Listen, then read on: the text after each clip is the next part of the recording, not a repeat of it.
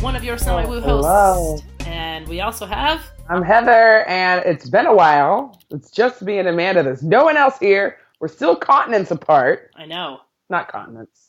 Well, Well, yeah. maybe a few continents. Continents. Yeah, sure. Wait. Continents. How do continents go again? Now I'm just hearing continents like incontinence. It doesn't sound like a word. You're in the North I know American there's an equator continent, between and us. I'm in the South American continent. So we are on different continents. And we're in different hemispheres. We are.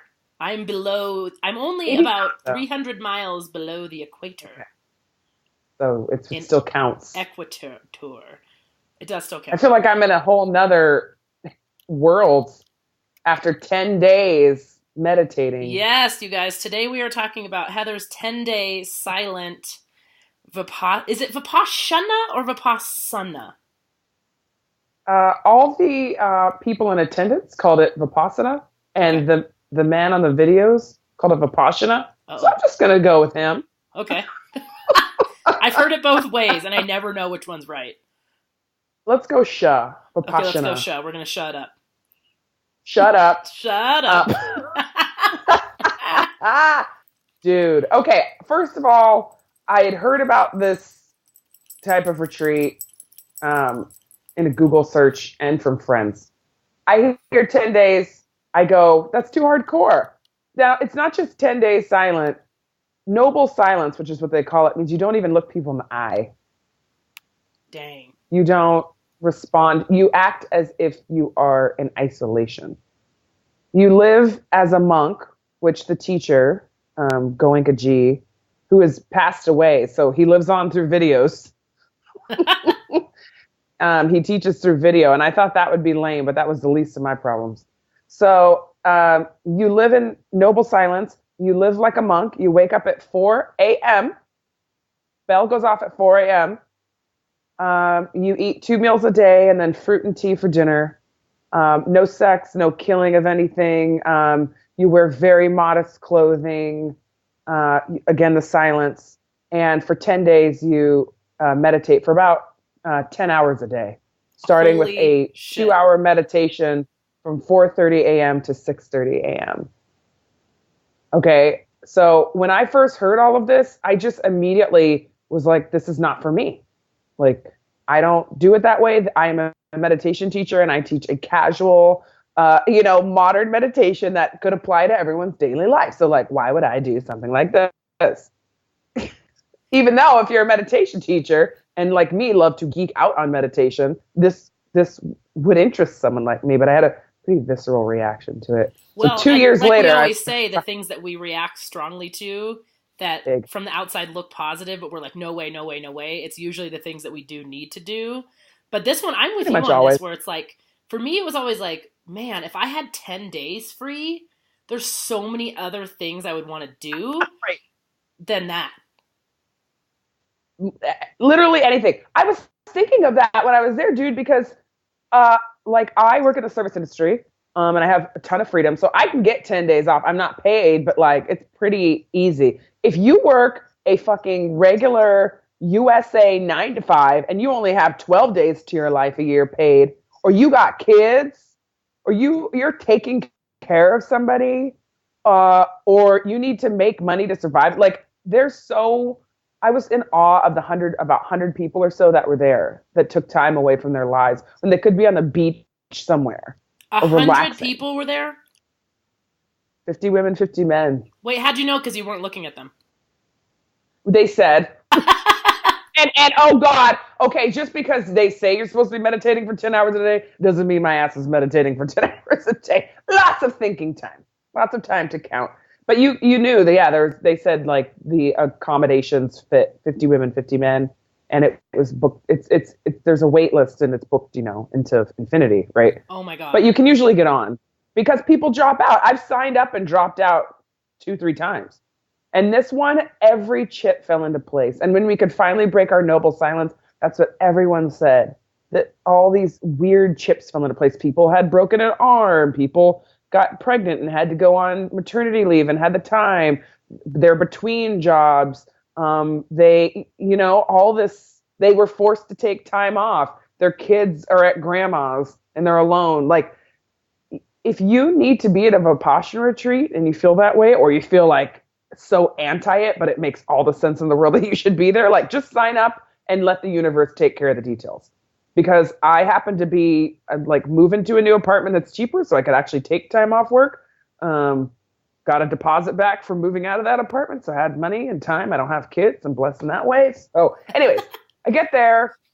There's obviously no cell phones. There's no reading or writing. So don't even think you can like bring a book and catch up. Oh my God, are you serious? Journaling. There's no input? There's no sensual, as they say, input. So, I mean, I will say this, bring floss, because I really caught up on my flossing game and my teeth care game. And bring vitamins, because you'll have time to do all that stuff.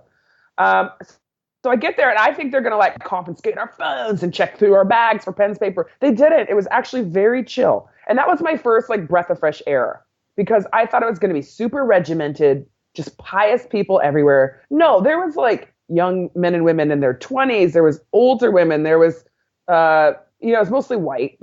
So that we got to work on. But like people weren't like the like hippie, kind of shawl wearing, woo-woo older set that I thought it would be. I think that's dead now, dude. Honestly, I don't really even see a solid group of shawl-wearing hippy-dippy people anywhere anymore. It's just like normal people now. Yeah, I think you're right. There was one or two, because I asked where she was from, and she said Earth. So they still represent. But okay, so we get in. I'm going to try to make this quick. We get in there. Noble Silence starts at 8 p.m. that night. And I kid you not, the silence was the easiest part. The not having my cell phone was the easiest part. The things you think are going to be the hard parts doesn't even matter. Like not talking to people wasn't bad. It was weird it took a few days to not say bless you or sorry, you go ahead, hold the door open, type thing for people. But you drop into that pretty quickly. Not having my cell phone, I didn't even care. Beautiful. What I was not prepared for was internal reaction to that happens when one needs a healing that's probably going to dissolve an ego or dissolve this image that we have of ourselves or our life or people around us. The mind will make up every reason in the book to get you to stop what you're doing. And you mean to like leave to stop the retreat? You need to leave. This teacher doesn't know what he's talking about. You already have enough healing. You're good. You're totally healed. I already know all this shit. This is bullshit. I gotta go. I think there's an email. If I get home now, I have 5 days here, and then I have 5 days free at home so I can get stuff done. And I'll continue this practice. I'll remember it. Every thought, day 5 and 6, and the teacher even predicts this. 4 and 6 are the hardest, he said, and I didn't remember until the end of day 6. I was like, oh yeah, I was going to leave. I was going to pack up. I was so bored. I was so, I say it's bored on the surface, but if I had known what it was to come, where it totally does break down ego and you become a mass of subatomic particles, I'm not even lying. Okay, so the first 3 days, you are literally just breathing and concentrating on the area from the top of your nasal cavity, like top of your nose, to the top of your lip. That is it.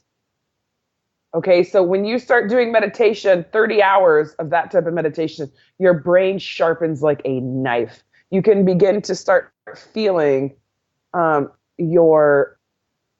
faintest breath on the top of your lip. You can begin to feels that you have never really honed in on before. And a little bit of quantum theory, because a lot of this is based in quantum theory, is that we are not solid. We are a mass of atoms and subatomic particles. So in this, level playing field, we can't pass our hand through our body, but in other planes, we're just these vibrating masses. So I kid you not, you sharpen your mind that hard, you meditate that hard, you start to feel that. You feel the buzzing of your atoms, and it's energetic. This whole meditation is based on the relationship of awareness. So sharpening our mind for 3 days. We're very aware of all the feels of what's going on. And then the hard part, equanimity, which is balance. So seeing this awareness, having something come up and staying even keeled and balanced in our reaction of it. What is an example of like a balanced reaction to you? So let's say that so there's two reactions, right? There's craving and there's aversion. So in the space of like our life, let's say that you, with food, right? There's a good one. Craving food, right? You taste something, a chemical reaction goes up, and you start craving a certain flavor. And the more you have that food and the more you crave it, you develop an attachment. And these attachments create these deep grooves, right? So as a kid, you have ice cream and you crave it and you crave it. And all of a sudden you have a deep attachment, a deep groove to ice cream, where if somebody said you can't have ice cream for the rest of your life, you'd have to work on, not craving it. It'd take years to maybe dismantle the way that you feel about ice cream. I can attest to that. It's very much so. Yeah. And then aversion is like you fear something. So you're like, I don't like that feeling. I don't like that person. And you develop this attachment to your aversion to that person, and a deep groove is created, and you create a world where everything supports your idea that, ice cream is the only thing that makes you happy, and this person is the one that's ruining your life. And you create these grooves, these deep grooves. In Buddhism, they're called sankharas. Okay, so and it's on a scientific level, there's proven evidence that our emotions are held within this mass of subatomic particles that we call our body, that they lay there. Our emotions become things. This knife that we are sharpening is kind of like you're sharpening it, and when you go in to cut a wound, all the pus comes up. So you have this sharp knife and you start to do body scans. This is when I was like, I already know body scans. Day 4 is the big reveal, right? We've been sharpening our knife minds for 3 days. Day 4 is the first day they even talk about what Vipassana is. And all of a sudden, this motherfucker's talking about it's a body scan. I'm pissed. I just spent 3 days. I know what a body scan is. Oh, I've done that. Yeah, you go from head to toe to head, and you feel all your body parts. No. Because my knife was so sharp, I'm feeling things on an atomic level, a buzzing. So you start at the top of your head and you scan down. This is when I was like, oh my God, this feels like ayahuasca, because it feels like it's a conscious X-ray scanning your body when you're that sharp. A glow of light going and passing through with consciousness, with awareness, every inch of my body. And you feel all these feels. So sometimes it feels great, right? It feels like this buzzing, energetic flow, and it's amazing. And you're all proud that you are so focused that you can feel this buzzing of your atomic particles. And you can start to develop a craving and an attachment to that. So in the face of that, you're just aware, right? This is what you're practicing. You're practicing equanimity, balance at the atomic level. So you don't develop, you just have to be aware of it. You don't develop a craving to these sensations, because the whole thing of this is about impermanence, that everything changes. Everything changes. Good times come and they will go, honey, and bad times come and they will go. The only thing that we're taught with nature, the things around us, is that things change and nothing stays the same. And that includes sensations on the body. So you would go through and you have these amazing flow of energy, and sometimes it'd be there and sometimes it wasn't. Sometimes you couldn't feel anything. You're just asked to be aware. Sometimes you have deep pain. I kid you not. On day 4, you begin the process where you sit for an hour and you're not supposed to move. You feel a lot of feels, a lot of pain. I had no idea when I started I'd be able to do it, because on the first day I moved every 2 seconds. I could not get comfortable. I could not get comfortable. I kid you not, on day 10, I could sit for an hour without moving, because I had been practicing equanimity, balance, a balanced reaction. I could sit with pain. I woke up one morning with a deep crick in my neck, and I felt it was very painful. And I just sat with it. I explored it. How many inches does it radiate out? Does it pulse, or does it vibrate? At a certain level, when you take pain and you put it on a petri dish like that, you detach from it. It's not part of me. And I watch it dissolve. I felt the life cycle of a neck crick. You'd have certain itchings And instead of like jumping to them and focusing on them, I'm scanning my face, right? So I have this deep itch in my thigh. You take your mind off it. I'm scanning my face. I mean, this is how it was That's trippy. Crazy. Okay, now here's the trippiest part. So the whole thing was that we have these deep grooves created, right? And that as we sharpen this mind knife, we are going to the subatomic level and we're uncovering these deep grooves kind of trapped in our atomic levels. So these pains are actually like these grooves coming up to the surface to evaporate. We're cutting through the atomic level. As we go through, you have these pains come up. You have these jarring, almost sometimes nice, sometimes itches, sometimes throbs. And sometimes you know what they were, just like ayahuasca. You'd start barfing and you're like, oh shit, that's my daddy issues. Yeah. Totally. Oh my gosh, or body issues. Oh, that's ancestral pain. Whoa, that goes way back, right? Same thing. You'd be scanning and all of a sudden you'd be on your thigh and you'd feel this deep knife. Now you're staying balanced, right? You're not enjoying the sensations. You're not having an aversion to the bad sensation. You're just watching. And people would just start crying, or I'd start crying and I'd know exactly what it was. And then it would evaporate. So as you're cutting and going through with this scan, this X-ray, you are essentially shaving off and filling in these deep grooves. It was so intense. And I can only sit here and attest to this type of atomic level surgery because I went through it and others went through it. And this is with your mind. This is not plant medicine. And I started to realize plant medicine takes you on a journey whether you like it or not, right? And you have to work to stay equanimous, use equanimity, balance during this journey. It's going to show you the things. This we're going through ourselves and scanning them and not necessarily seeking them out, but letting them rise and come to the surface so they can evaporate.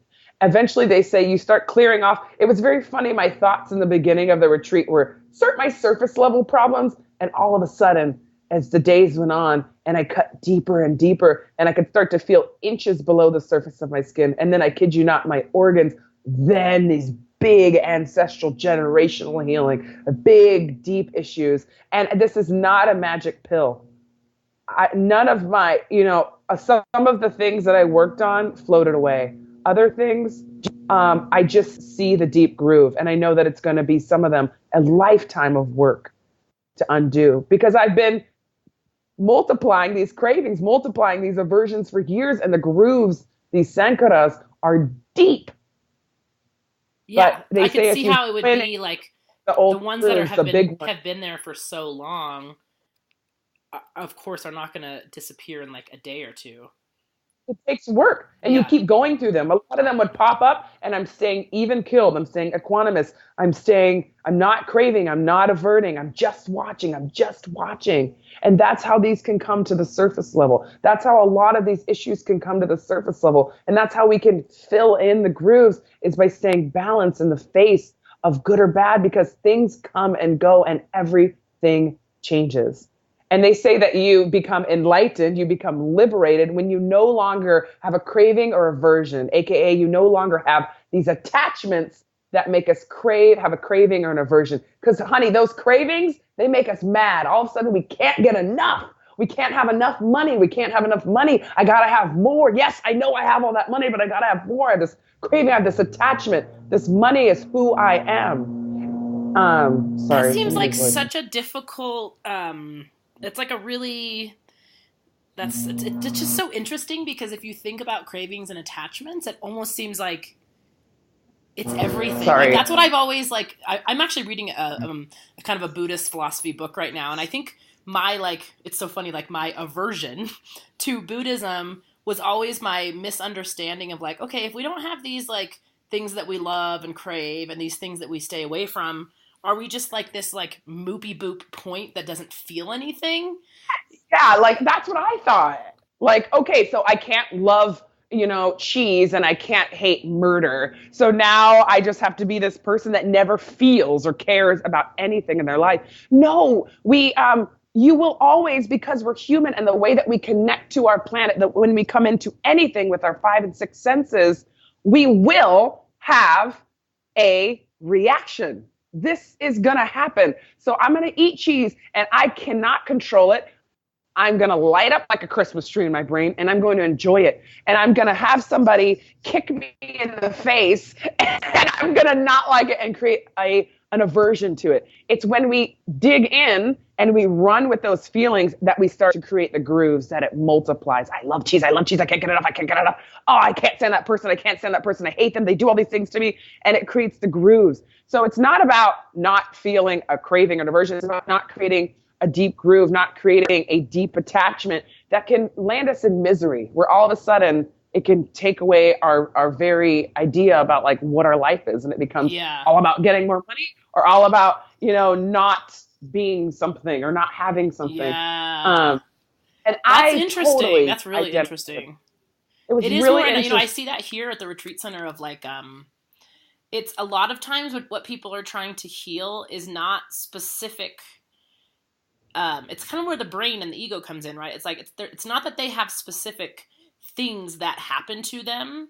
Like, my dad did this. It's that for 25 years after their dad did that, they created a story and an attachment around it, right? So it's like, because of this, like, he was like this. I am the victim. He was always mean. I was always this. And so now they have like 25 years of now that. I can't love. Yep. Yeah, and now 25 years of the groove. God. And you start and you really do. We take things outside of ourselves to explain what's going on inside of ourselves. But really, it's all inside. I hated this when the teacher spoke of this, because every night you have a discourse, you have a teaching from this amazing teacher, Goenka ji, and he was talking about 100% of the way that you feel is you. And God, if I don't hate that. But know that that's so true. I used to think like if somebody caused me harm, it was like them throwing their shit on me. And I'm just standing over here innocent, like, why are you throwing your poop on me? I don't deserve this. I mean, I'm just over here trying to be myself, and you're throwing your poop on me. No, what it is me going over to them, taking the poop off, smearing it on my face, and going, why'd you do this? Why'd you do this? Look what you did. It really blew my mind to kind of reframe any time that I've created an aversion to not wanting to feel a certain way. Yeah. Now, of course, I'm not going to like things, but the problem is me not having this balance, this equanimity to like let things go and not start creating these grooves and these stories about like what that person's doing to me. Ooh. Yeah, because that's where it gets really deep, is like and that's like that kind of like miniature victim complex, right? Where it's not like the huge overall one where everything you're a victim, but it's like, like, I'm just this happy, nice person, and everyone else is just being so mean, and like, why do they have to be that way when I'm just nice, and like they're just rude, and it's like, yeah. And you know what that is? This came up, a big lack of compassion, a massive lack of compassion, to say, I never feel bad ever. AKA, I never make other people feel bad. Because when we don't feel good, people around us don't feel good a lot of times, because we do want to throw our shit around.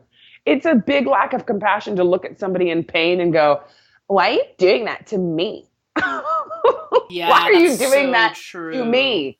That's so inside of ourselves. And another big thing that I realize is my cravings, where I'm dating this man right now, and I thought I was going to get in there and have to face my craving for sex and like wanting to be with him just for that. You know what it turns out? I crave the way I feel when I'm around this person that I believe needs me and needs my sex and thinks I'm the best and all these things. That's what I crave, and I can't get enough of it. And it's so funny, because when I found out he was dating someone else, it wasn't I was like, oh no, I'm not gonna be able to have sex anymore. It was, someone else can make him feel this way. I was attached to the fact that I could make him feel a certain way.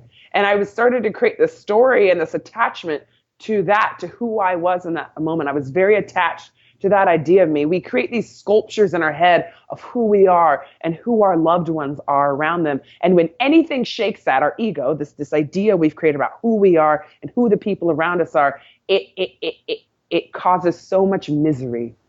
We say we love people, and we create this statue of who they are and what they do for us and how we feel around them. And meanwhile, they're over here operating as they are, a real person. And when they operate outside of the statue we created them, we can't stand them. it rocks our worlds. It Yeah. disappoints us. It pisses us off. It makes us jealous. It does all these things, but that's who they really are. Real love is not this statue. I think me and you did that to each other for a long time, and so that's why when we, like last year, which was, by the way, like almost a year ago now, when we had that LSD trip and we went through all that healing, is like, for the longest time, me and you were just these like structures of people to each other. Like, you're this person in my life, and why are you behaving this way when I want you to behave this way? And you're supposed to be like this and not like that. And I mean, this only means this. When you do this, it only means this. And when you do this, it only means this. And we create these ideas. I know. It was such a beautiful, I mean, about food. I mean, and like, we could make this whole episode on Vipassana because it was crazy. My food issues, I always go into a ceremony with a few different things, and they're like relationships, food, and my calling, right? So the food one was super interesting because I had touched on it a little bit in my ayahuasca journey, but I remember something had come up, and I was talking to my ancestors, and they were saying, always save us a little bit of food, save us a little bit of food. So when I go into this one and I'm cutting with my mind knife and I'm going through at the deepest atomic level and clearing out the complexes and traumas that lie within, or just being aware of them. And then a big one was that my ancestors were always very hungry and lived a lot of poverty and were constantly trying to keep and retain food for their tribe and for themselves, and spend a lot of time being hungry and trying to collect and hoard food. And when, no lie, when I get around food, I'm like, I do two things. I'm like, is there enough for everybody? Is everyone going to eat? Oh my God, someone's going to go hungry. And I also go, oh, I didn't get any. I need some. Oh my God, I don't have enough. I could have a whole plate of food in my area, and I will still look back at the buffet and hope that there's going to be some fries left for part two. Now that's insanity. I have food in front of me. I'm full. I don't even need anymore. I don't even want anymore. This was coming up, that this is an ancestral thing. This is not me. This is an old deep groove that lives before didn't solve it. And now I'm up here dealing with it. Now I'm next in line dealing with it. Right. This was beautiful. And you every night the only time in human history when there's like an insane amount of overabundance. You know what I mean? Overabundance. Which is why everyone's blowing up, because a lot of us had ancestors that were hungry. Also, it's not just like real hunger, it's just craving.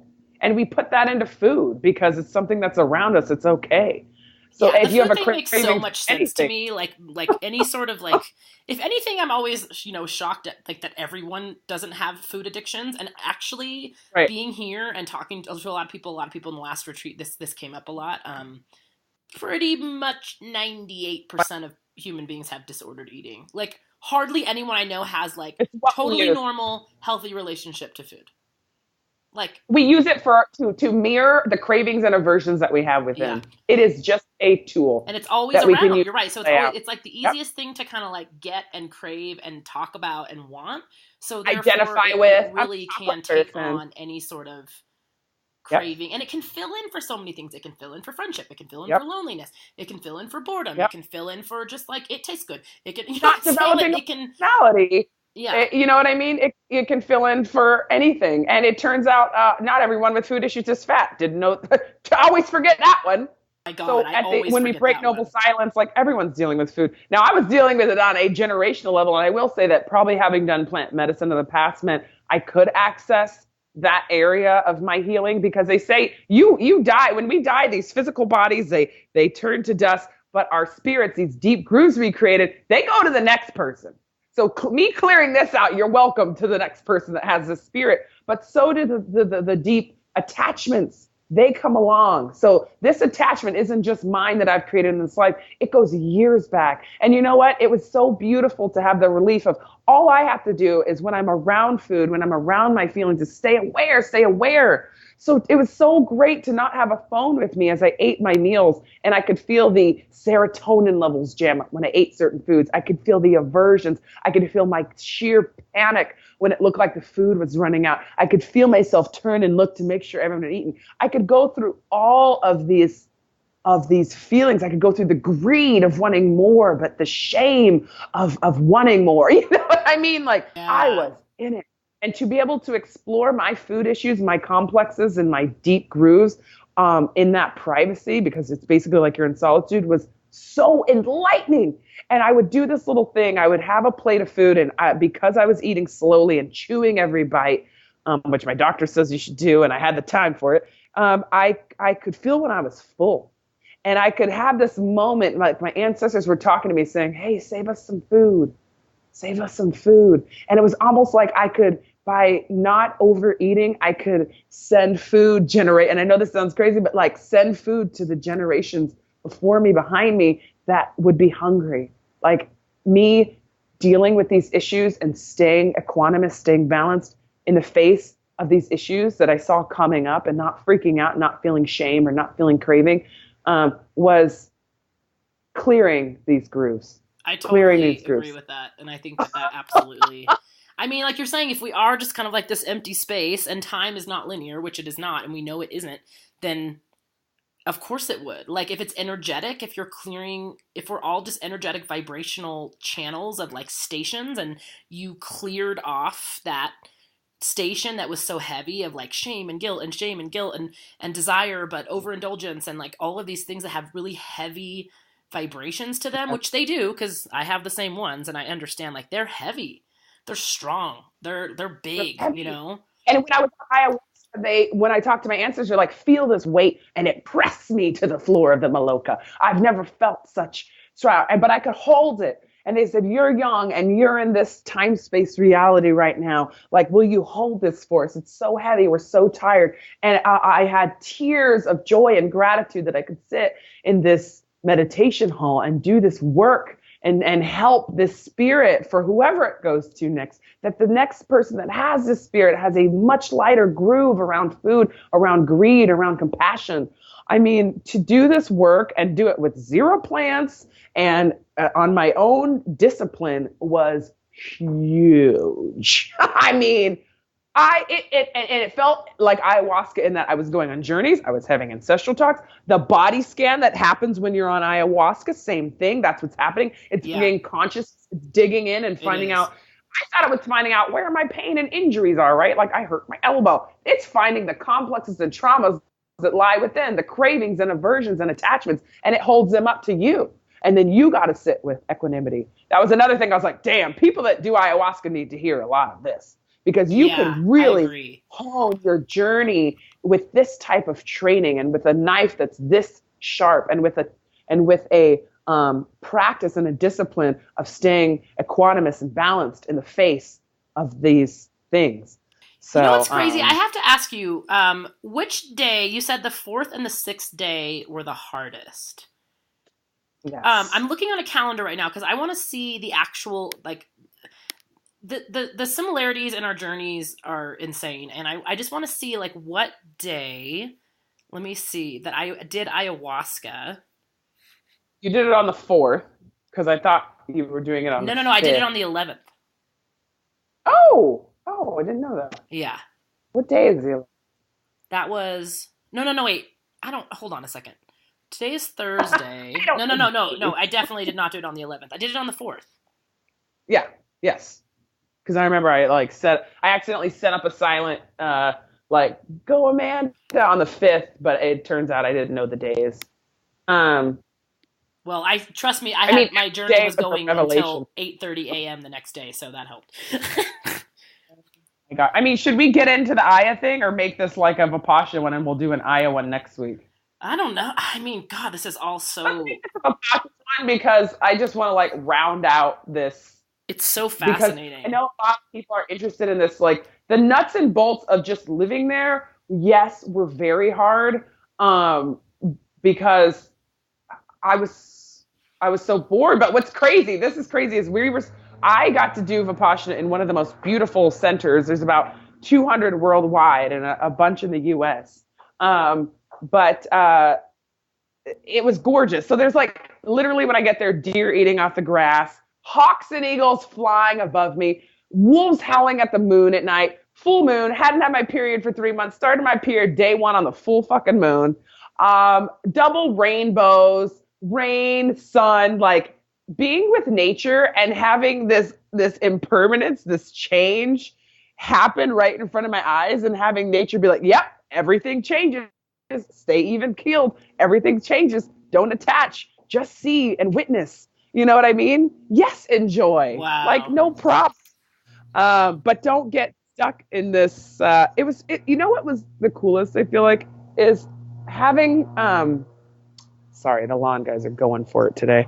Having this idea, I remember when I first started meditating, I thought, oh, if I'm ever sad, that means I'm not doing it right. You know, I feel like that's like meditation 101. You start to feel like, oh, the universe is watching me and I got to always stay happy and do. And if I'm sad, it'll like bring bad things to me. There's this really big, especially I can feel it like in the Abraham Hicks world, like if you don't have all the things you ever wished for, you're not wishing right. Right. Yeah. Or if you have one negative emotion, it like vibrates out to all your other shit, and you're like, "Fuck." Radiates out. Well, I saw that as no. It creates a groove. It doesn't necessarily mean that your life is, it's horrible after that. It's something you're going to get hit by a car right after a negative thought, but it means that like everything's just happening. There is no one punishing you. There is no one rewarding you for anything. The punishment comes from living in misery of saying, oh God, I have to have this thing, and if I don't have it, I can't be happy. Or that's misery. Like, so that we don't have the ability to control like what happens around us. It's like they say, we have the ability to control our reaction to it and how we feel about it. So you can decide to live in heaven or hell. It'll be the exterior things that you can't choose. That we truly believe if we have more money, we'll be happier. If we don't have a disease, we'll be, we don't want a disease because we'll be sad. But that takes a lot of fucking work. I know. Like, that's not easy.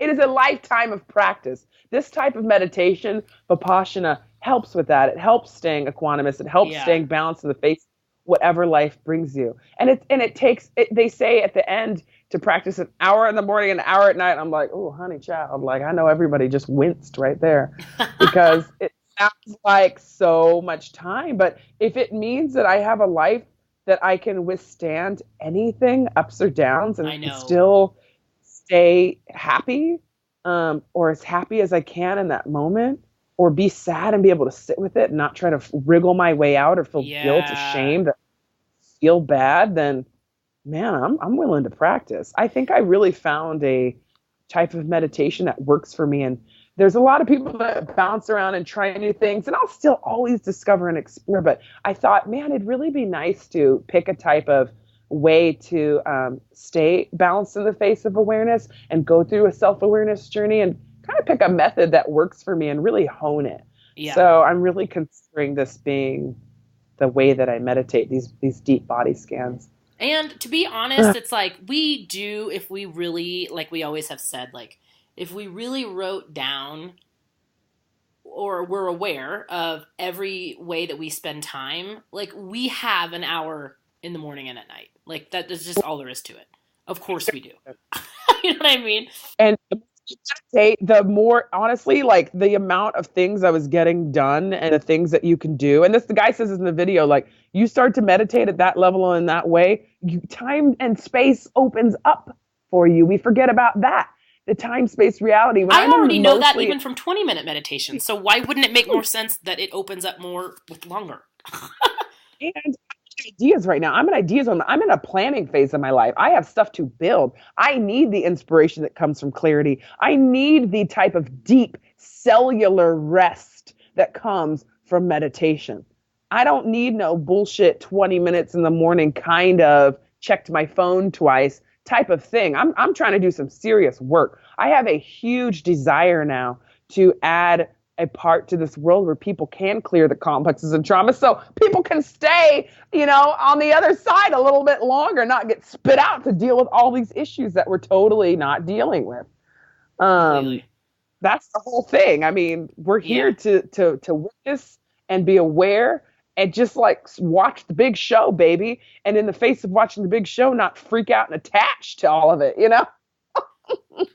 God, that really is the problem. I think that's something that me and you have been really lucky naturally, like through our life journeys before we even kind of learned this, before we got into like naming it and what an attachment is and all these things, like we've been pretty lucky about being adept at change and knowing that everything changes and knowing that you can't hold on to things, and you can't hold on to experiences, and you can't hold on to cities, and you can't hold on to people. Like, we've luckily, like, our lives, me and you both, in different ways have taught us that, you know?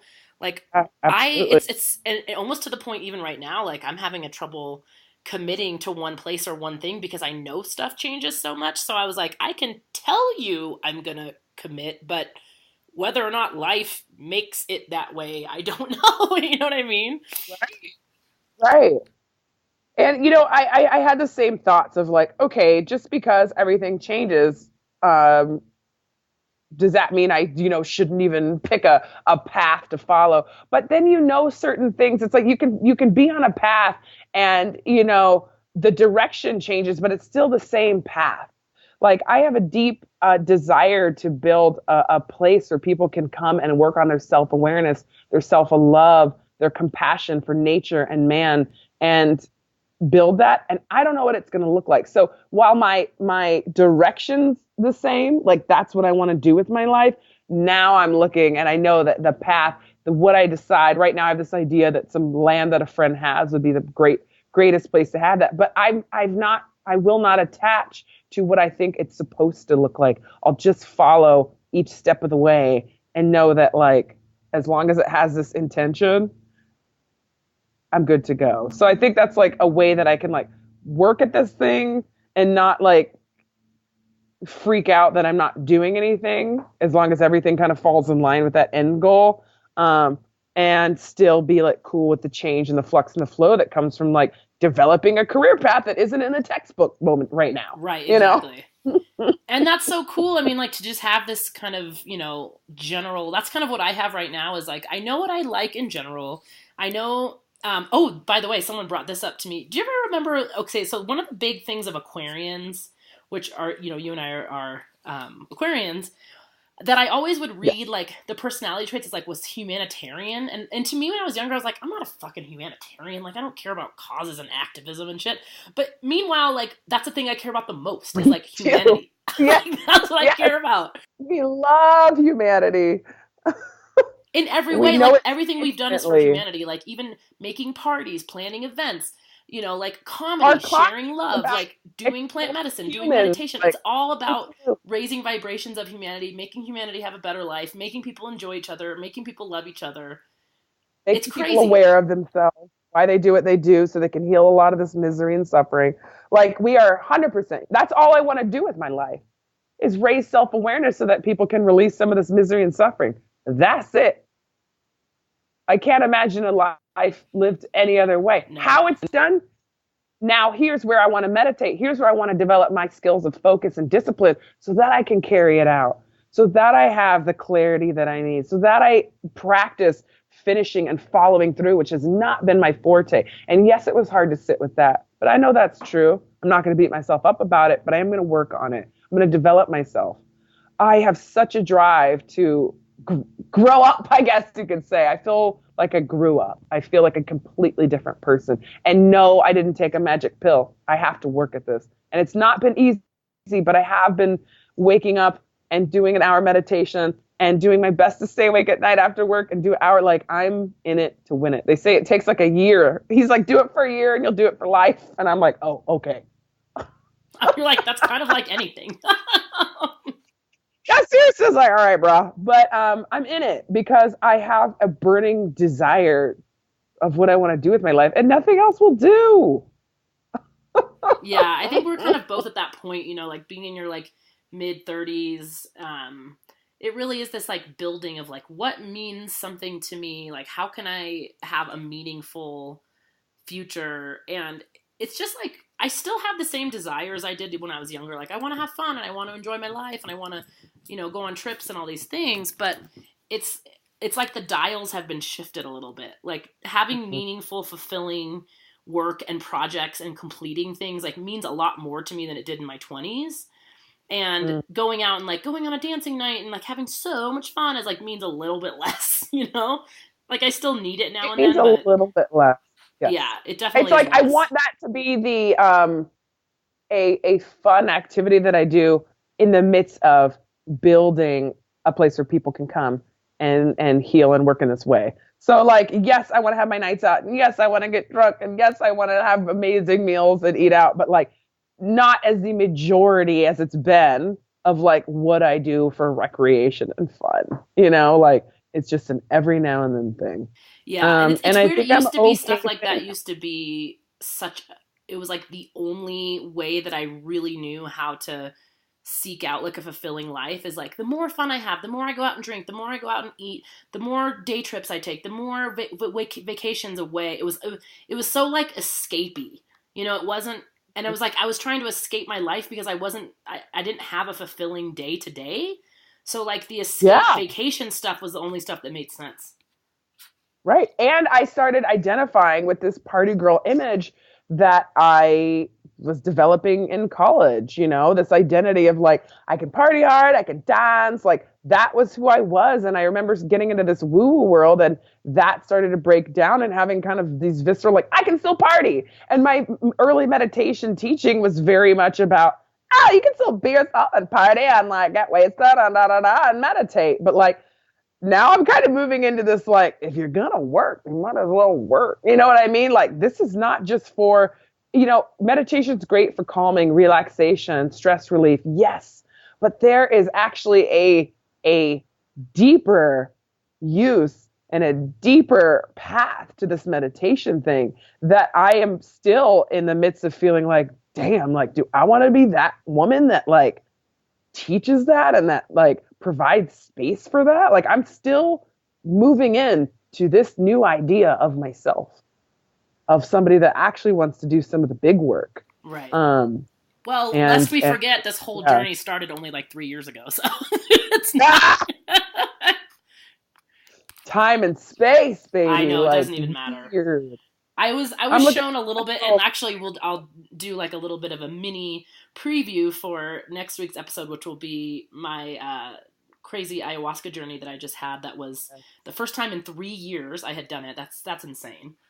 Wow. It's like working. It's like would be like working at like a health food juice store, but like you never drink the juice. You're like, I don't know, it's not really for me. But you have it for you. Yeah, I avoided it. I was talking about avoidance. I avoided ayahuasca for so long for 2 reasons. I fell in love with San Pedro. I totally did. But I also used that as an excuse because I had a really difficult, like a physically difficult ayahuasca journey a few years ago. And I was just like, I don't know, man, this stuff is so intense. Like, I just kind of want to do the healing work on my own.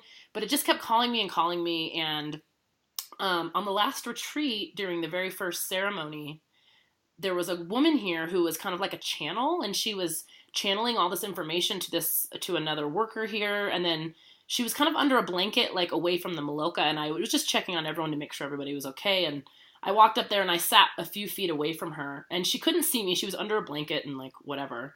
And I'd only talked to this woman maybe for a few minutes. Like, I didn't know anything about her. And she's like, Amanda, you're here. And she's like, ayahuasca has a message for you. And I was like, okay, what? Like, kind of like, all right. Mm-hmm. And she said, she's so excited you're going to come meet her again. She's been waiting for you. Oh, wow. She's preparing a beautiful garden with purple flowers. And she's preparing a beautiful journey for you. And, like, this girl didn't know. For all she knew, I could have taken it a week ago. Like she had no, why would she think that, like she had no reason to say this at all. And I was like, it was so calming for me because I was so nervous going into the ceremony and it was so calming and reassuring and amazing that like I was going to have this beautiful journey.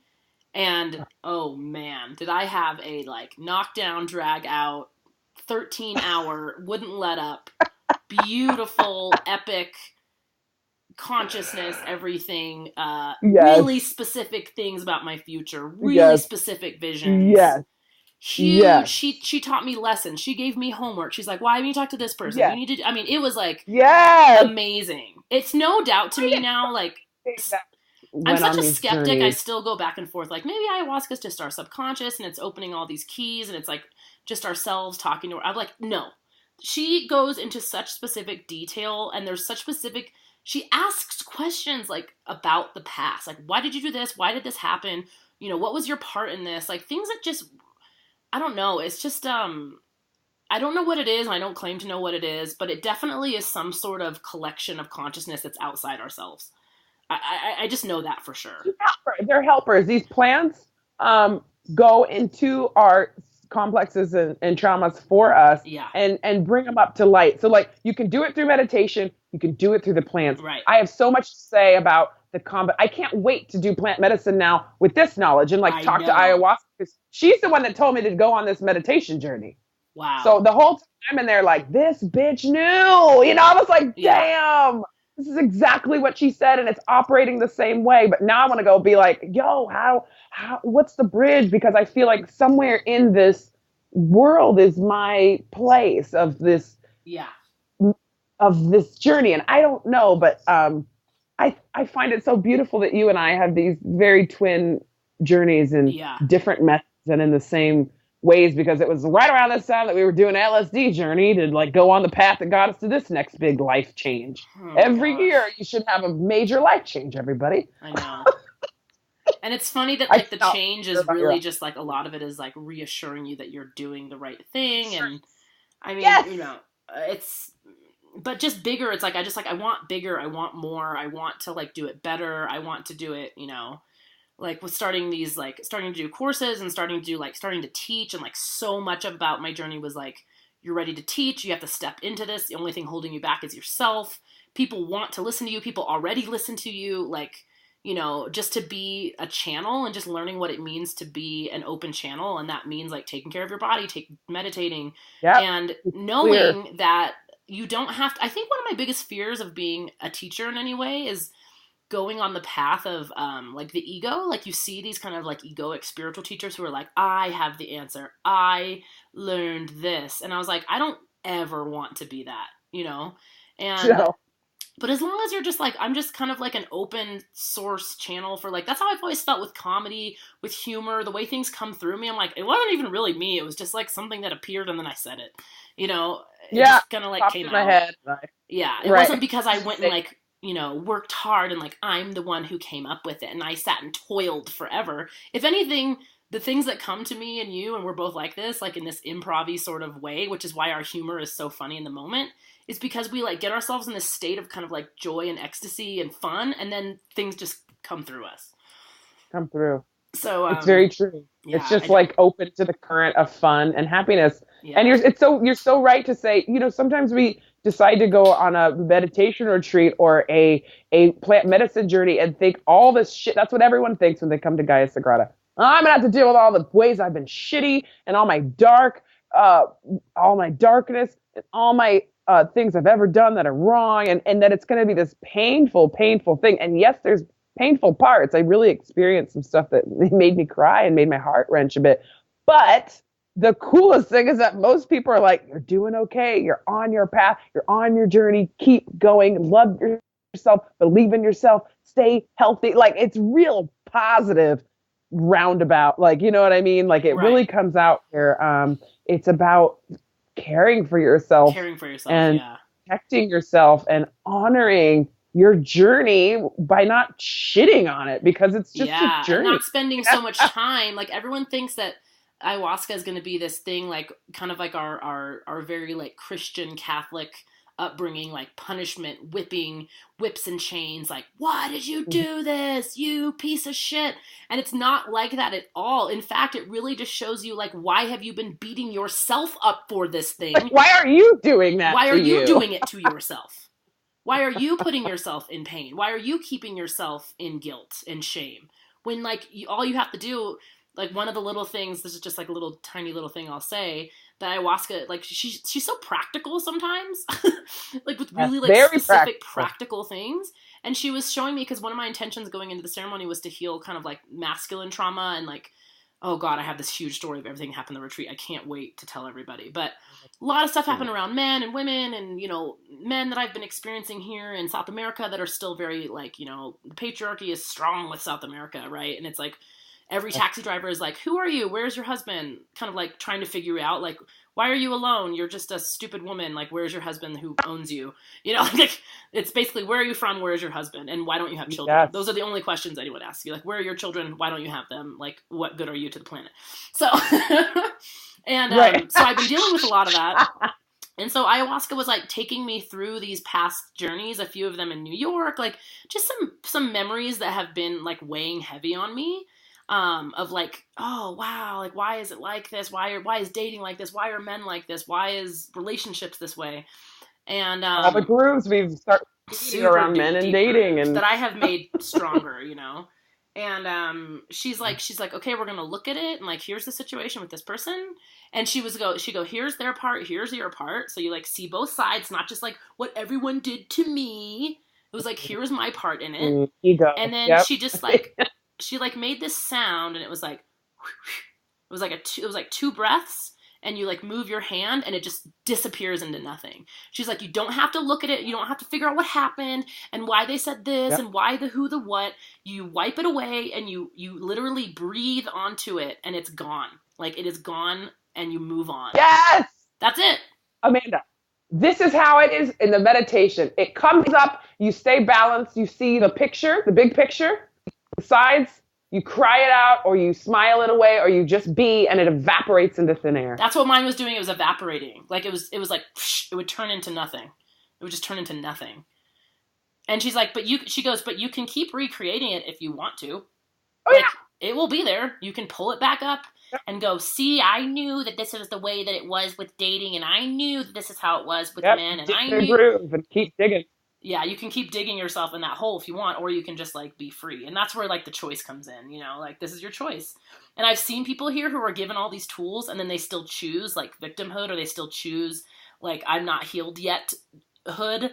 And you know, and I was like, that's the freedom of being a human. You can choose to be in bondage. You can choose to put yourself in complete bondage. You can choose to be in bondage. You can choose to walk a life of misery and suffering. Yeah. You can choose to dig deep sankras, these deep grooves. You can do it. But if you want happiness, if you want lightness, peace, and harmony in your life, you'll learn how to stay balanced and how to like develop a small ego that allows you to see many different perspectives when you go into an issue. Because that's what ego is. It's like, no, it's just this way. It's only the way I think. There's one way that it went down. There's one story and there's one side. No, it loves that. And it's Heather's and it's mine. world. Yeah, it's mine. You live here. Just so happens you live to here be in that my one Heather's is the world. right one. And here's what you think about this. Oh my God. It's and this is what you think about this. And this is what you think about this. That type of ego. And, you know, you used to think of ego as like, I'm Donald Trump and I am the best. But ego is just your world's creation. It's your idea about what everyone's thinking and what you think and how you mean in it. And that dissolves very quickly when you start developing the ability to hear perspectives and to listen to other people and to have compassion for people. It dissolves almost instantly. Yeah, it does. And it's jarring as fuck if you've lived inside of your egoic world for a long time. And it does not feel that good. And you will try to run away. And you will not do Aya for 3 years. And you will not go to a meditation retreat that you need to go for years because it feels weird.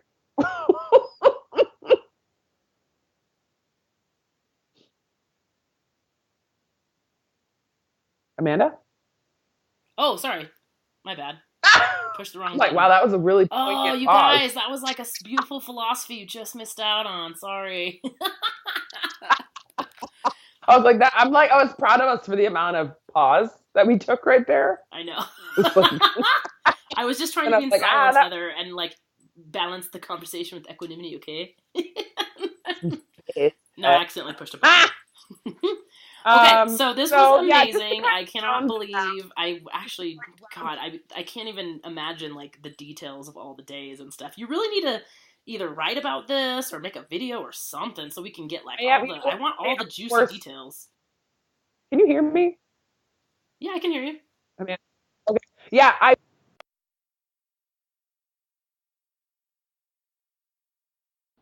You suddenly went away. Get over your ego about who you are and what you mean and about what people think about you.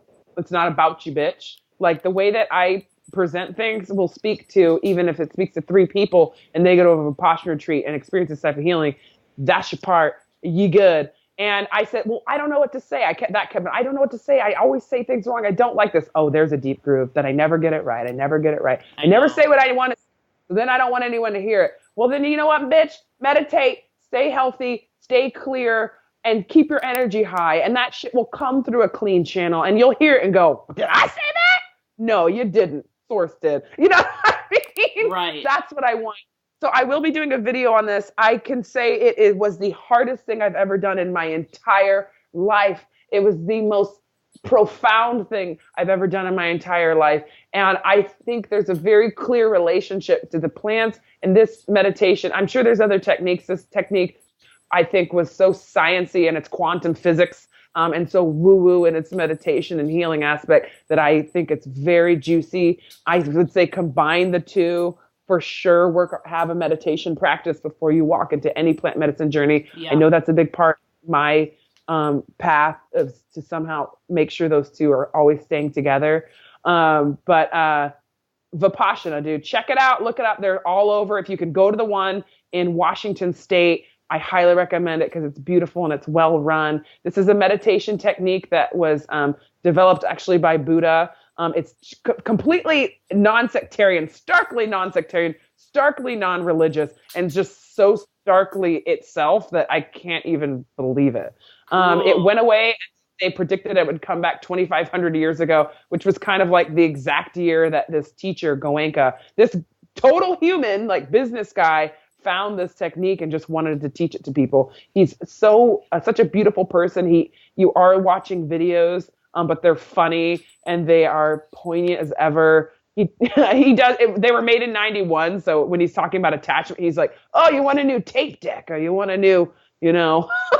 So that was like, that's so cool. But you can do it. You can do it. You can get through it. Remember me? I wanted to run. You can do it. You can get through it. It will change your life. So check it out. Cool, yeah. Man. That's a great endorsement. Yeah.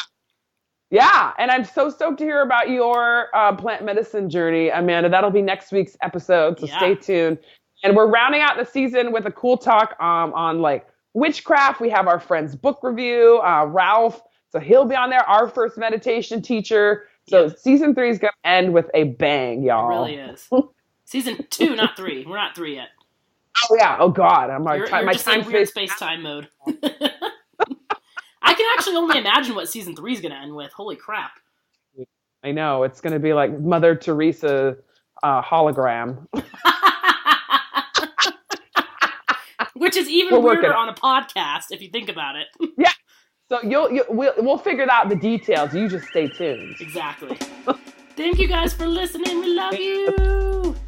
Love you. Bye. Go with the woo. Dude.